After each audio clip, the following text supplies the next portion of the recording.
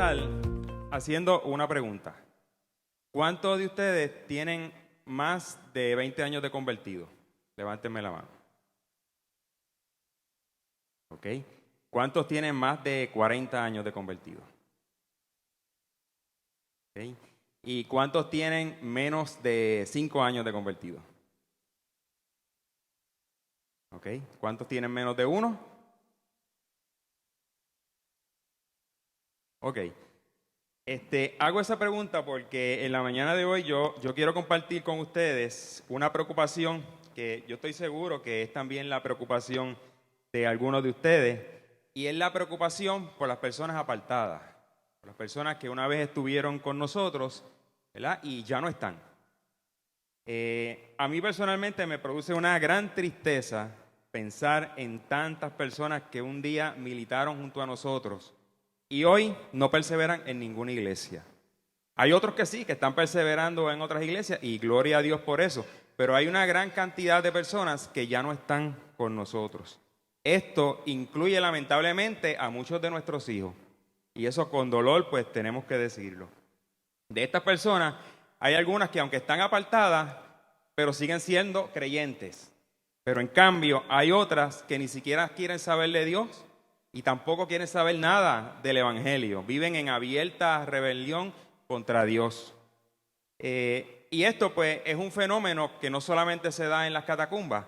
Sabemos que es un fenómeno que está ocurriendo a nivel global. Por alguna razón, las iglesias a nivel de nuestro planeta se han estado vaciando en las últimas décadas. Y eso como regla general, porque hay iglesias en particular que siguen creciendo. Y esto pues me lleva a mí a hacerme dos preguntas. En primer lugar, ¿por qué esas personas abandonaron la iglesia? Y sobre todo, ¿por qué abandonaron al Señor? Y en segundo lugar, ¿qué puedo hacer yo como individuo y qué podemos hacer nosotros como iglesia para evitar que eso siga pasando? ¿Okay? Antes de intentar contestar estas preguntas que son complicadas, ¿verdad? Quisiera leerles dos textos bíblicos que están relacionados con el tema de la predicación de hoy, que es perseverando en la fe.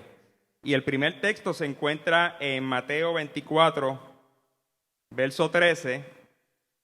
Es bien cortito. Y dice: mas el que persevere hasta el fin, ese será salvo. Y hay otro texto más que se encuentra en Apocalipsis, capítulo 2, verso 10, la parte B.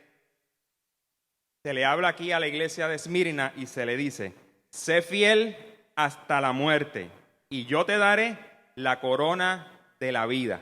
Fíjense que estos dos textos están ubicados en un contexto de persecución, tanto en el mensaje a la iglesia de Esmirna como el mensaje de Jesús a los discípulos están dados en ese contexto. Jesús, por ejemplo, en Mateo está hablando de la persecución que iban a recibir sus discípulos, ¿verdad? Y ahí entonces les dice que el que persevere hasta el fin, o sea, el que soporte las persecuciones, el que soporte las injurias, el que soporte los azotes, el que soporte las cárceles, ¿verdad? Y persevere hasta las últimas consecuencias, que es la muerte, pues entonces ese será salvo. Y lo mismo en el contexto de Apocalipsis, en el mensaje de la iglesia de Esmirna. Con relación a la primera pregunta, ¿por qué se apartan las personas? Pues las razones son múltiples. Algunas personas sencillamente fueron heridas en la iglesia, ¿verdad? Sufrieron injusticia, otros no fueron bien tratados, otros se desilusionaron con la iglesia, quizás llegaron con unas expectativas, ¿verdad? Y sus expectativas no se cumplieron y terminaron apartándose. Otras, después de un tiempo, se cansaron, se hastiaron de la rutina, ¿verdad? Y terminaron yéndose. Y les digo aquí entre paréntesis, cuando una persona se hastía de la rutina o se cansa de perseverar, eso es sencillamente el producto de que ya hace rato está desconectado de Dios. ¿Okay? Y como consecuencia, pues entonces viene el cansancio, viene el hastío de la rutina. Y digo eso porque cuando uno está conectado al Señor, cada vez que uno se desanima, cada vez que uno empieza, ¿verdad?, a tener momentos difíciles, ¿qué uno hace? Uno vuelve a la fuente. Cada vez que uno se está desconectando, uno vuelve a conectarse. Esto es como si fuéramos en seres eléctricos. Se nos va acabando la batería, ¿verdad? Se nos va agotando. ¿Y qué tenemos que hacer? Tenemos que ir y conectarnos continuamente. Si no hacemos eso, llega un momento en que nos vamos a quedar sin las rayitas esas del celular. Lamentablemente hay muchos hermanos que viven con una rayita, con 2 rayitas. Deberíamos vivir siempre, si no con todas las rayitas, que son como 4 o 5, ¿verdad? Por lo menos con 4. Estar ahí entre la A y la B siempre. Esa debe ser nuestra aspiración. Hay otras personas que se fueron de la iglesia sencillamente porque entraron en conductas pecaminosas. Y como en la iglesia se proclama, ¿verdad?, la justicia, la verdad, la santidad, pues sencillamente decidieron que no podían seguir yendo a la iglesia. Y lamentablemente hay otro grupo de personas que apostataron de la fe. O sea, dejaron de creer. Sencillamente dejaron de creer y se rebelaron contra la doctrina cristiana. Y esos pues son de los más dolor que le producen a uno, porque en cierto modo esas personas han cerrado ya la puerta, están cerrados a la posibilidad de que Dios vuelva a bregar con ellos. Claro, que Dios sigue insistiendo, insiste a través de nosotros, de la iglesia, insiste a través de diferentes circunstancias en la vida, insiste a través de la conciencia, a través de la naturaleza, de la creación. Dios no se cansa de tocar. Pero si esa persona ya ha cerrado las puertas, pues es bien difícil, ¿verdad?, de que vuelva al Señor. En términos espirituales podemos decir que Jesús nos dio una razón, ¿verdad?, del por qué algunas personas se apartan. Y eso lo encontramos en la parábola del sembrador, que se encuentra en Mateo capítulo 13. Y yo no se las voy a leer, ustedes la conocen, pero se las voy a resumir. Aquí se habla del sembrador. El sembrador, que en ese momento era Jesús, ¿verdad?, que estaba sembrando, pero que somos también nosotros en la iglesia, va sembrando por ahí la semilla, que es la palabra de Dios. Y parte de esa semilla cae junto al camino. Estos son, según la interpretación que Jesús le da, los que oyen el mensaje de salvación y no lo entienden. Así que esto rápido a nosotros nos hace pensar, ok, tenemos que explicarles de una forma que se entienda el mensaje del evangelio a todas las personas que se acercan a nosotros. En segundo lugar está la semilla que cayó en pedregales. Este es el que recibe la palabra con gozo, pero al venir la aflicción o la persecución por causa de la misma palabra, terminan tropezando. O sea, estas personas,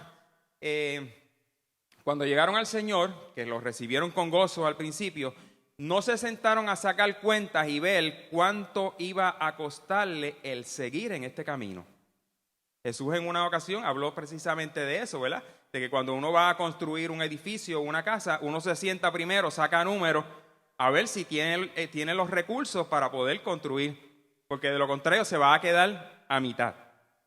También está la semilla que cayó entre espinos, y los espinos representan el afán de esta vida y el engaño de las riquezas que hacen infructuosas esa palabra.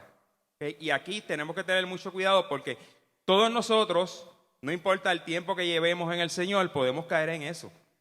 Las riquezas, las comodidades, las distracciones de nuestra sociedad, que son tantas, nos pueden llevar en un momento dado a bajar la guardia, a descuidarnos.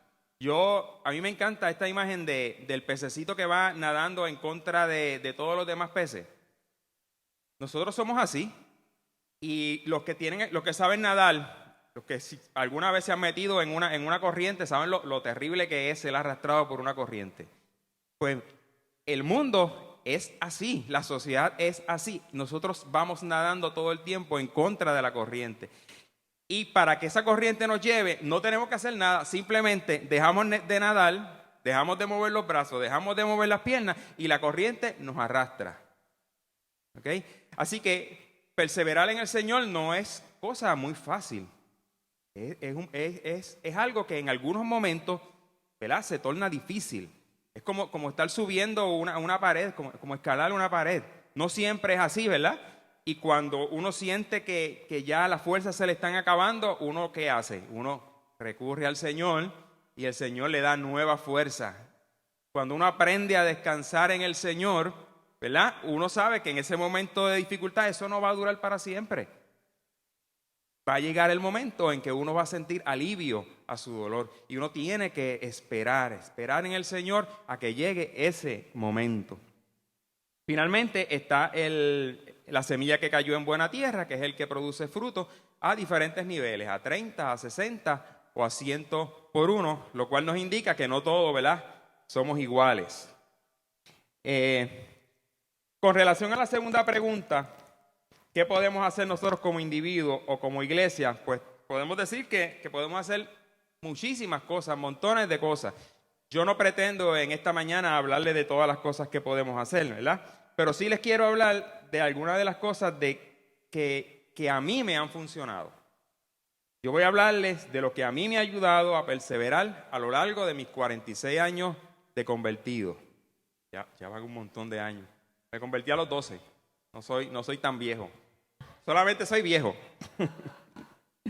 Ok, ¿cómo perseverar? ¿Cómo perseverar a través del tiempo? Pues yo creo que hay 4 cosas que son fundamentales. Podrían haber más. Ustedes pueden añadirle a esta lista montones de otras cosas. Pero yo diría que 4. En primer lugar, necesitamos tener unos cimientos fuertes, una zapata fuerte, unas raíces profundas. Necesitamos disciplina cristiana. Necesitamos tener metas espirituales que sean claras y precisas. Y finalmente necesitamos una iglesia donde congregarnos. ¿Okay? Esas 4 cosas son fundamentales. Con relación a la primera, cimientos fuertes, pues aquí hay 3 cosas importantes. Primero, tenemos que conocer el mensaje de Jesús y ponerlo en práctica. Y eso se logra exponiéndonos a las Escrituras, leyendo los evangelios, ¿verdad? Donde Jesús nos habla directamente.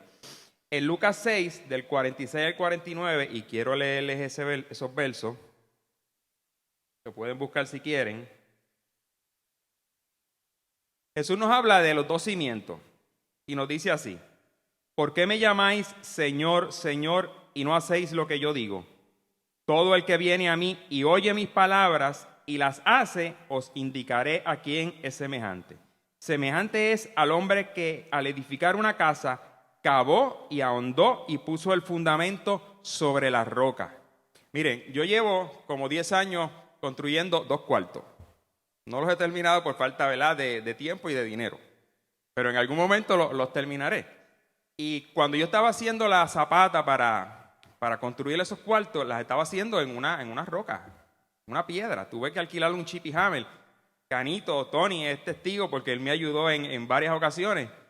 Y eso es terrible. Picar piedra es una cosa bien, bien fuerte. No pudimos hacerlo en un solo día. Lo tuvimos que hacer en diferentes momentos. ¿Okay? Ahora, nosotros echamos esa zapata y esa casa o esos cuartos están montados sobre las rocas. Yo estoy seguro que puede venir lo que venga y esa casa no se va a mover de allí. Pues lo mismo pasa en nuestra vida espiritual. Cuando nosotros echamos raíces profundas, cuando tenemos una buena zapata, ¿qué pasa? Cuando viene la inundación, cuando el río crece, ¿verdad? Eso tenemos referencias recientes con Fiona. Cuando el río crece y viene y se inunda todo y da contra nuestra casa, ahí es que se comprueba qué casa es la que está bien construida y cuál no. Vimos imágenes incluso de casas que se las llevó la corriente. ¿Qué pasó ahí? No tenían un fundamento firme, no estaban construidas sobre la roca, estaban construidas sobre arena, sobre tierra que se podía mover fácilmente. Es importante entonces que nosotros construyamos sobre la roca. Jesús sigue diciendo: mas el que oyó la palabra y no hizo, semejante es al hombre que edificó su casa sobre la tierra sin fundamento, contra la cual el río dio con ímpetu y luego cayó, y fue grande la ruina de aquella casa. Eso lamentablemente lo hemos visto en muchos hermanos, en personas que estuvieron con nosotros, que no edificaron sobre las rocas, que no echaron raíces profundas y terminaron escrachándose, como decimos por ahí. En segundo lugar, Nosotros tenemos que tener una experiencia de conversión profunda, un antes y un después. Tiene que haber en la vida de ustedes un momento que ustedes puedan decir, mi vida era de una manera y llegó a este punto en que todo cambió y ahora yo soy de otra forma. Tiene que haber un antes y tiene que haber un después. También es necesario que junto a esa experiencia de conversión, que de hecho, mientras más hondo uno está en el hoyo, mientras más profundo es el hoyo donde uno vive, donde uno está, ¿verdad? Pues más dramática es la experiencia de conversión. Yo les puedo contar de mi experiencia, que como les dije ahorita, yo me crié en la iglesia, para empezar. A los 12 años, yo hice profesión de fe. Yo le dije a mi mamá, me acuerdo como ahora, que yo quería que en el siguiente culto ella le dijera al pastor que orara por mí, porque yo me quería convertir.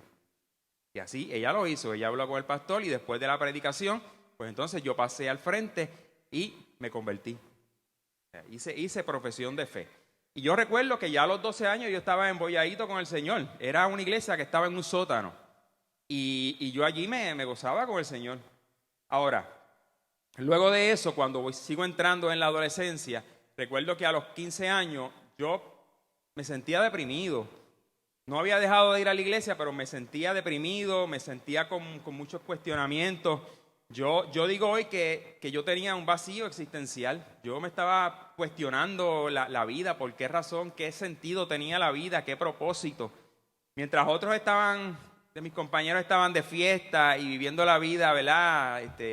A todo lo que da, yo estaba deprimido en mi casa, cuestionándome, buscándole el sentido a la existencia.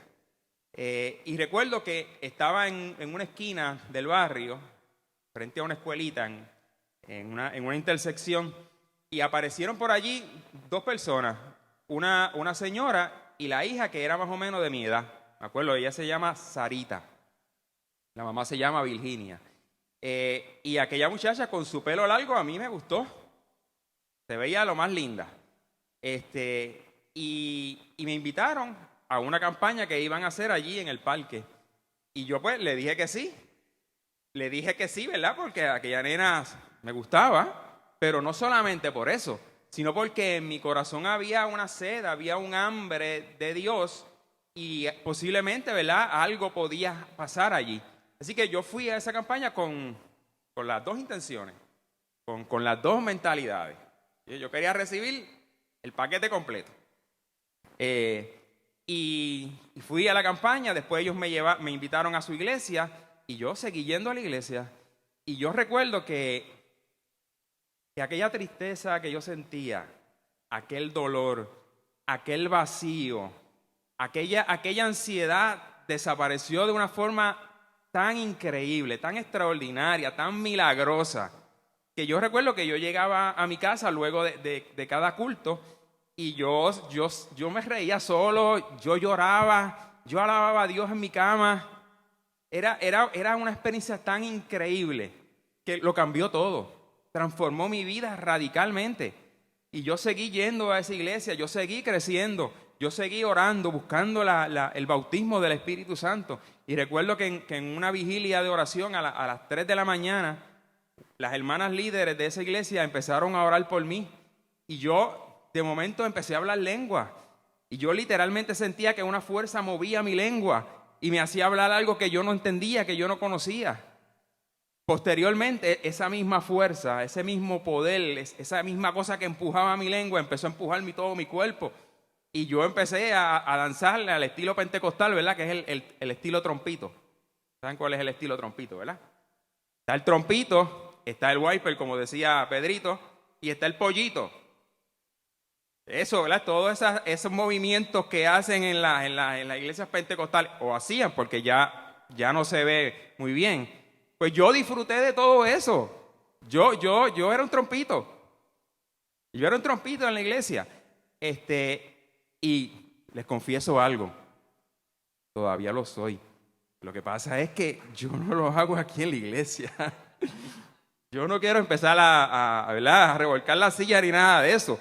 Pero en mi casa, cuando yo estoy en mi intimidad con Dios, yo le doy libertad a Dios para que haga montones de cosas. Y en los momentos de duda, en los momentos de incertidumbre, pues más todavía. porque es una experiencia sobrenatural. Esos son mis cimientos. Esos son mis primeros pasos en el Señor. Luego de eso, interesantemente, yo pues llego a la catacumba. Llegué a los 20 años. Me convertí en esa iglesia o me reconvertí o me reafirmé a los 17 años, ¿verdad? Luego de unos años, por alguna razón, ya esa iglesia como que no estaba satisfaciendo mis inquietudes intelectuales y yo pues necesitaba moverme a otro lugar. Y entró en contacto con algunos hermanos de la catacumba que estaban en la ACU, en la Universidad Interamericana. Entre ellos estaba Zaida y Edgardo, eran novios en esa época. Y es increíble, yo siempre he visto a esos dos seres juntos. Siempre, desde que eran novios hasta el día de hoy. Y ahora pues nos encontramos en el gimnasio también para completar. Siempre juntos. Gloria a Dios por eso. Aleluya. Y antes de decirle las cosas que yo recibí en la catacumba, quiero mencionarles el tercer punto que es importante para mí para tener unos cimientos fuertes. Y es tener un conocimiento básico de lo que es la apologética. ¿Ok? En otras palabras, conocer lo que se ha llamado o lo que se ha dado a conocer como las pruebas de la existencia de Dios o el fundamento de la fe. Y ese fundamento de la fe, ustedes saben cuál es, ¿verdad? Es el evento de la resurrección de Jesús. Ese es el fundamento. Ahora, ese fundamento, esos relatos de la resurrección de Jesús están dados en unos manuscritos, en unos documentos. Por lo tanto, hay que conocer no solamente la historia de la resurrección, hay que también, tenemos que ver cuán confiables son esos manuscritos del Nuevo Testamento, donde se relatan esas historias. Eso que yo no lo tuve allá en la iglesia donde me reafirmé a los 17 años, ¿verdad? Lo tuve en la catacumba. Cuando yo llego a la catacumba a los 20 años, una de las cosas que más me impresionó fue que aquí se hablaba de apologética, se hablaba de ese fundamento. Y recuerdo muy bien un domingo, yo no sé si alguno de ustedes lo recuerda, fue a finales de los años 80. Vino a predicar un predicador americano que se llamaba Josh McDowell. Él predicó aquí un domingo y vendió unos libros. Ese libro yo lo tengo hasta el día de hoy, él me lo firmó y todo. Se llama Evidencia que exige un veredicto. Cuando ese libro cayó en mis manos, yo me lo comí. Yo lo devoré. Yo me aprendí todo lo que pude. Y ese conocimiento básico del fundamento de la fe cristiana fue lo que me ayudó a mí a perseverar a lo largo de toda mi vida universitaria. Cada vez que venía un dardo de duda, un dardo de cuestionamiento de parte de un profesor, de parte de algún compañero, yo me reafirmaba en lo que ya yo había estudiado, en lo que ya yo había conocido, no solamente por la experiencia, sino también por el intelecto. ¿Okay? Y es bien importante que nosotros entendamos que cuando nosotros nos convertimos, tenemos que convertirlo todo. Convertimos el corazón, pero tenemos que convertir la mente también. Y cuando hablo de convertir, hablo de transformar, porque eso es la conversión. Se transforman nuestros sentimientos, se transforma nuestro comportamiento y sobre todo se transforma nuestro intelecto. La forma en que nosotros vemos las cosas, la forma en que nosotros percibimos la realidad.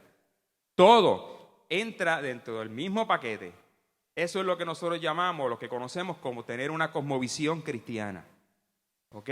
Lamentablemente hay muchos que se quedan en la experiencia y es necesario que demos ese paso de convertir también la mente. En otras palabras, de tener la mente de Cristo. No solamente el corazón de Cristo, sino también la mente de Cristo. Y en este punto, pues, hago un paréntesis para anunciarles dos cosas. Próximamente yo voy a estar dando un pequeño curso, ¿verdad? Con exámenes y todo, acerca de ese fundamento de la fe cristiana. Ya yo esto lo había comenzado allá en Bayamón, por 2 años, ¿verdad? Ha sido en secuencia. Estuve hablando como por 3 meses de las pruebas de la existencia de Dios, de la evolución, del origen de la vida. Y ahora, en esta tercera parte, voy a hablar acerca de los manuscritos del Nuevo Testamento, del fundamento de los milagros y de todas esas cosas. Pero va a ser en forma de clase. No va a ser en forma de discurso, sino va a ser una dinámica donde podemos interactuar y tienen que estudiar y tienen que pasar unos exámenes. ¿Ok? Así que próximamente les anunciaremos cuándo va a ser, pero están invitados. Si están interesados, pues lo que tienen que hacer es que se acercan a mí y pues ya me van dando sus nombres y así nos ponemos de acuerdo. Y en segundo lugar, se está abriendo una puerta en la Universidad Interamericana para que yo lleve estas conferencias. Y próximamente, en este mes de noviembre, vamos a estar hablando sobre el origen del universo. Esto es parte de una serie de conferencias que yo he preparado que se llama La hipótesis de Dios. ¿Por qué la hipótesis de Dios? Porque yo trato el tema ante inconversos, no de una forma, ¿verdad? Como si fuera categórica, no desde el punto de vista de la fe, sino desde el punto de vista de la razón. Por eso yo lo presento como una hipótesis. Y la intención que yo tengo con estas conferencias es convencer a la gente de que Dios está ahí, de que la naturaleza nos habla, nos grita, de que Dios existe, ¿verdad? Y que eso es suficiente. ¿Para qué? Para que nosotros lleguemos a la conclusión de que Dios existe. Por eso es que Pablo dice allá en Romanos que la naturaleza da testimonio, ¿verdad?, de la creación de Dios, de manera que nadie tiene excusa. Aunque no haya oído jamás el Evangelio, ningún ser humano tiene excusa porque la conciencia y la naturaleza nos grita que Dios está ahí. Sobre esa conferencia todavía no tengo la fecha, pero ya se las compartiré. En segundo lugar, necesitamos tener disciplina. Es importantísimo que nosotros tengamos disciplina. En 1 Corintios 9, del 24 al 27, y lo pueden buscar conmigo también, Pablo utiliza la imagen de un atleta, de un corredor o de un luchador, para decirnos que debemos abstenernos de todo aquello que pueda impedir que alcancemos la meta, que es la salvación final. Y en 1 Corintios 9, del 24 al 27, dice así: ¿No sabéis que los que corren en el estadio, todos a la verdad corren, pero uno solo se lleva el premio? Corred de tal manera que lo obtengáis. Todo aquel que lucha, de todo se abstiene. Ellos a la verdad para recibir una corona corruptible, pero nosotros una incorruptible. Así que yo de esta manera corro, no como a la aventura. De esta manera peleo, no como quien golpea el aire, sino que golpeo mi cuerpo y lo pongo en servidumbre. No sea que habiendo sido heraldo para otros, yo mismo venga a ser eliminado. Son palabras mayores. Aquí, Pablo nos dice en primer lugar que debemos correr la carrera de tal manera que obtengamos el premio. En esa época el premio era una corona de olivo. Cuando la Biblia habla de corona, no piensen en la corona de los reyes, piensen en una corona que es tejida con ramas de olivo, ¿verdad? Quizás lo hayan visto en alguna ilustración. Si eso fuese dicho, si esto hubiese sido escrito en nuestros días, pues no hablaría de corona, sino que hablaría de ¿qué? De trofeos, de medallas de oro, de plata, ¿verdad?, de bronce. Pero se escribió en otro contexto. Ahora, correr la carrera de tal manera que obtengamos el premio implica correr con inteligencia. No es correr por correr. Nosotros tenemos que ser inteligentes al correr. ¿Qué pasa si nosotros estamos en un maratón, digamos en un 10K, y empezamos a correr a todo lo que da? No vamos a llegar a la meta. No vamos a llegar, nos vamos a cansar a mitad. Así que no podemos correr a todo lo que da sin inteligencia. Ahora tampoco podemos correr muy lento, porque entonces los otros nos van a ganar. Así que hay que mantener un paso. Hay que mantener un paso de acuerdo a las capacidades, de acuerdo a las fortalezas que uno tiene, y uno sabe o debe saber cuáles son sus fortalezas y cuáles son sus debilidades. Pues lo mismo pasa en la carrera. Uno sabe el paso que uno puede mantener. No mantenemos el paso que llevan los predicadores o los pastores, no. Llevamos nuestro propio paso, porque cada uno de nosotros somos individuos y Dios trata con nosotros de forma individual, y valga la redundancia. Cada cual tiene algo para dar, cada cual tiene unas capacidades, cada cual tiene unas fortalezas, y de acuerdo a eso es nuestra carrera en el Señor. Piense que en aquella época aparentemente solamente había un premio, o tú ganabas o perdías, no había premios de consolación. Nosotros no tenemos que llegar primero, es una ventaja. Lo único que tenemos que hacer es llegar. No importa que nos echemos, los maratones estos, lo menos que se corren los corren como en 25 minutos y los más lo correrán como en hora y media, ¿verdad? O 2 horas. Pues no importa que usted llegue 2 horas después, lo importante es que llegue. ¿Okay? Eso es lo importante. ¿Por qué? Porque va a recibir una corona que es un premio de oro. Va a ser una medalla de oro para todos. Bendito sea el Señor. También nos dice en estos mismos versos, y es Pablo diciendo que él, en vez de golpear al adversario, y está hablando del deporte de la lucha, ¿verdad? ¿Qué es lo que él hace? Él golpea su propio cuerpo y lo pone en servidumbre, o sea, lo obliga a obedecerse.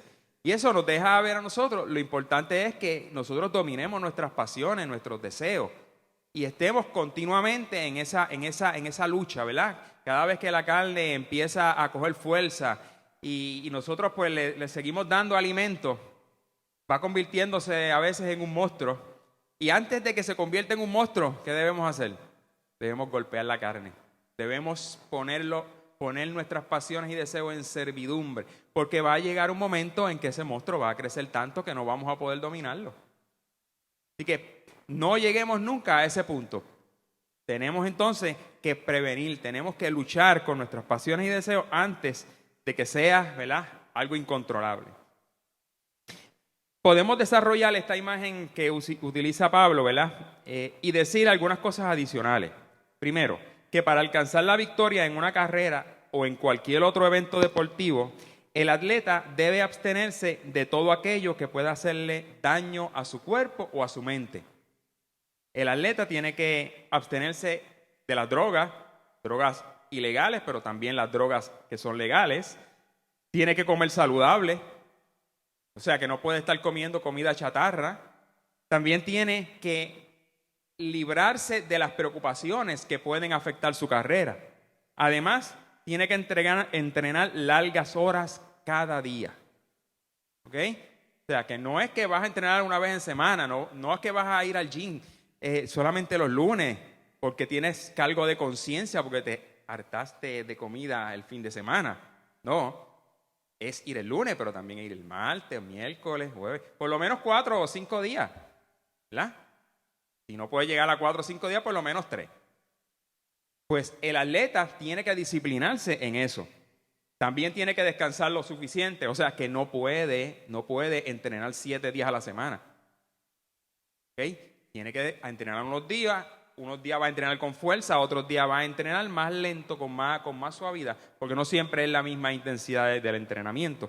Y tiene que descansar, tiene que dormir lo suficiente, tiene que sacar algunos días para no hacer nada. Tiene que comer saludable, tiene que consumir suplementos nutricionales, tiene que tener metas claras al entrenar. O sea, si está haciendo un tiempo en 800 metros, pues él tiene que proponerse bajar ese tiempo en las próximas, en las próximas semanas o en los próximos meses. Tiene que tener metas claras de entrenamiento y tiene que tener una mente positiva. Tiene que creer que puede alcanzar esas metas que se está trazando. Además, tiene que tener un entrenador que lo estimule y que lo dirija en ese proceso de entrenamiento. Y también tiene que tener unos familiares, unos amigos que lo apoyen. O sea, tiene que tener un grupo de apoyo. En términos espirituales, ¿verdad? Nosotros que somos atletas espirituales, pues entonces tenemos unos líderes, tenemos unos pastores, tenemos unos líderes de célula, tenemos, ¿verdad?, unos hermanos que son maduros en la fe, que nos pueden, ¿verdad?, coachar, nos pueden entrenar, nos pueden ayudar en ese entrenamiento. Y tenemos una iglesia que sirve de grupo de apoyo. Por eso es que la Escritura dice que nosotros no podemos dejar de congregarnos como algunos tienen por costumbre. Es importante que nos congreguemos. En tercer lugar, y ya en cierto modo lo he dicho, tenemos que tener metas claras. La meta mayor, y vamos a Hebreos capítulo 12, del 1 al 2, la meta más importante, la meta mayor es el Señor, alcanzar al Señor. Dice así Hebreos capítulo 12. Por tanto, nosotros también, teniendo en derredor nuestro tan grande nube de testigos, despojémonos de todo peso y del pecado que nos asedia, y corramos con paciencia la carrera que tenemos por delante, con paciencia. ¿Okay? Puestos los ojos en Jesús, el autor y consumador de la fe, el cual por el gozo puesto delante de él sufrió la cruz, menospreciando el oprobio, y se sentó a la diestra del trono de Dios. Así que ahí tenemos la meta mayor, el Señor. Nuestros ojos tienen que estar puestos en el Señor, no en la iglesia, no en los líderes, no en los hermanos, sino en el Señor. Ahora, para nosotros alcanzar esa meta, que es la meta mayor, tenemos que establecernos metas menores. O sea, no vamos a llegar a ese punto sin tener un entrenamiento primero. Así que tenemos que primero alcanzar unas metas más cortas.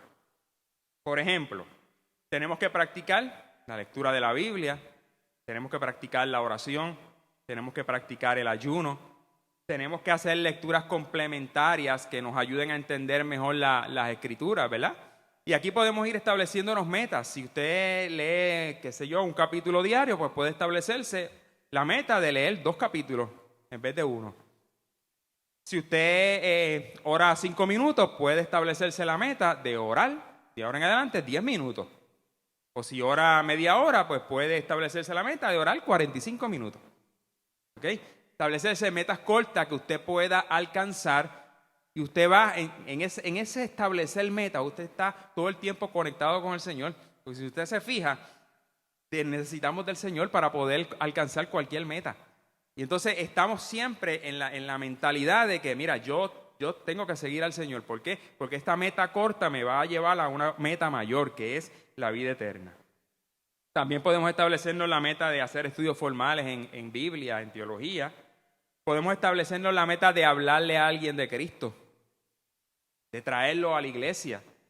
También podemos establecer la meta de hacer obras de caridad, ayudar a algún vecino, ayudar a alguien en el trabajo, identificar primero cuál es la necesidad de esa persona y suplirla. También podemos establecernos la meta de bregar con nuestro carácter. Hay algunos de nosotros que no somos muy fáciles y tenemos caracteres fuertes, ¿verdad? Y por ejemplo, pues nos pisan un callo y rápido pues salimos de atrás para adelante. Como dice un compañero de trabajo, antes de que el impulso, ¿verdad?, o lo que nos hacen llegue a la mente, primero pasa por el corazón y sale por la lengua, y no lo hemos analizado. Y es importante que primero las cosas, antes de llegar aquí al corazón, pasen por la mente y nosotros podamos bregar con eso, analizarlo y entonces ponerle freno a esa pasión y evitar que nuestra lengua proclame cosas que al fin y al cabo pues le van a hacer daño a la otra persona y nos van a hacer daño a nosotros también. Así que podemos establecernos metas cortas, pero siempre teniendo en mente la meta mayor, que es el Señor, alcanzar la salvación. Ya sea cuando nos muramos o ya sea cuando Cristo venga. Y en último lugar, necesitamos una iglesia, como les dije. Y aquí es importante porque la iglesia es como el hospital. Esa imagen a mí me encanta. Nosotros tenemos una enfermedad, es una enfermedad genética. Nacimos con ella, se llama pecado. ¿Okay? Y esa enfermedad tiene unos remedios, ¿verdad? Pero esos remedios no son totales en un sentido. ¿Por qué? Porque mientras estemos en este cuerpo, ¿verdad?, vamos a tener esa genética. Y necesitamos entonces un hospital. ¿Por qué? Porque en ese hospital nos dan un medicamento que es el que mantiene controlada nuestra enfermedad, que se llama pecado. ¿Qué pasa si nosotros, aunque tengamos unos medicamentos que nos los podamos llevar para nuestra casa, pero hay un tratamiento que no nos podemos dar en nuestra casa, que es en la iglesia donde se da ese tratamiento? Así que es importante que nosotros, sí, nos tomemos los medicamentos en nuestra casa, pero que también vengamos a la iglesia para darnos ese tratamiento que no nos podemos dar nosotros allá. De esa manera nosotros podemos mantener la salud hasta que llegue el momento en que este cuerpo de muerte sea transformado, ¿verdad? Y ya no tengamos entonces esa enfermedad que está en nuestros genes. Bendito sea el Señor. Y ya casi para terminar, quiero resumirle lo que he dicho. He estado hablando de la importancia de perseverar a través del tiempo. Para perseverar necesitamos por lo menos 4 cosas. Necesitamos, en primer lugar, ¿se acuerdan? Cimientos fuertes. Unos cimientos fuertes. Y dentro de esos cimientos fuertes yo les mencioné 3 cosas. Debemos conocer el mensaje de Jesús y ponerlo en práctica. ¿Ok? Y esto es interesante porque uno puede conocer las palabras de Jesús, pero cuando uno las pone en práctica, el ponerlo en práctica adquiere una dimensión nueva. Y uno aprende cosas, ¿verdad?, que no las aprende en la teoría. Solamente se aprenden en la práctica. Y uno tiene un entendimiento mayor de las cosas cuando pone en práctica las cosas. El mensaje de Jesús. Así que es bien importante no solamente conocer la parte teórica, sino ponerla en práctica. En segundo lugar, necesitamos una experiencia de conversión profunda y un bautismo del Espíritu Santo.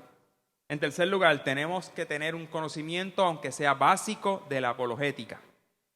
También necesitamos disciplina. El cristiano tiene que ser una persona disciplinada, no hay opción. No hay opción. Por eso es bien importante que nosotros a nuestros hijos les enseñemos disciplina. ¿Okay? Que los metamos en deporte, que los pongamos en hacer tareas que les ayuden a desarrollar esa disciplina. ¿Por qué? Porque cuando sean grandes, esa misma disciplina la tienen que aplicar entonces al Señor, en el Señor. También necesitamos tener metas espirituales que sean claras. Además de la meta mayor, necesitamos metas cortas y necesitamos una iglesia donde congregarnos y donde nutrirnos. ¿Okay? Amén. Yo para terminar quiero hacer una oración. Quiero que ahora pensemos por lo menos en 3 personas que estuvieron con nosotros y que ya no están. Vamos a pensar en esas personas que, aunque no sea de aquí, de esta congregación, pero no importa, que eran de otra iglesia y dejaron de momento de ir a la iglesia, se apartaron. Piense en esas 3 personas. Vamos a ponernos en pie y vamos a orar por ellos. Vamos a clamar. Vamos a pedirle al Señor que envíe su espíritu, que les redarguya, que inquiete su mente, que no los deje dormir, que tengan que reaccionar, que algo ocurra, ¿verdad?, en sus vidas, que tengan que volverse a Dios, que tengan que acercarse a esta congregación o a la congregación que sea. Vamos a orar. Padre, en el nombre de Jesús, te damos gracias. Gracias por esta mañana, gracias por la oportunidad que me has dado de predicar este mensaje. En este momento yo te ruego, Señor, por las personas que un día te conocieron o que un día estuvieron con nosotros y hoy ya no están. Tú conoces las razones, tú conoces lo que hay en estas mentes, conoces lo que hay en sus corazones. Yo te pido que tengas misericordia de esas personas, Dios. Te ruego que envíes tu espíritu, que tú les redarguyas de pecado, que tú les inquietes para que puedan acercarse nuevamente a ti, Señor. Rompe esas cadenas, desata esas ligaduras, derriba esas paredes, Señor, que les separan de ti, en el nombre de Jesús. Nosotros, Dios, te pedimos que tengas misericordia, que eches fuera todo poder espiritual, toda potestad, todo poder de las tinieblas que esté esclavizando sus mentes, que esté esclavizando sus corazones. En el nombre de Jesús, sean rotos. En el nombre de Jesús, sean desatadas esas ligaduras, que exploten esas cadenas. En el nombre de Jesús, glorifícate en sus vidas, Señor. Hazlo, Dios mío, hazlo con nuestros familiares, hazlo con nuestros amigos, hazlo, Señor, con las personas que un día vimos que entraron a esta congregación y luego no volvieron. En el nombre de Jesús te lo pedimos y te damos gracias, Señor, porque sabemos que tú haces milagros y que tú estás insistentemente tocando a las puertas de nuestro corazón. Gracias, Dios, en el nombre de Jesús. Amén.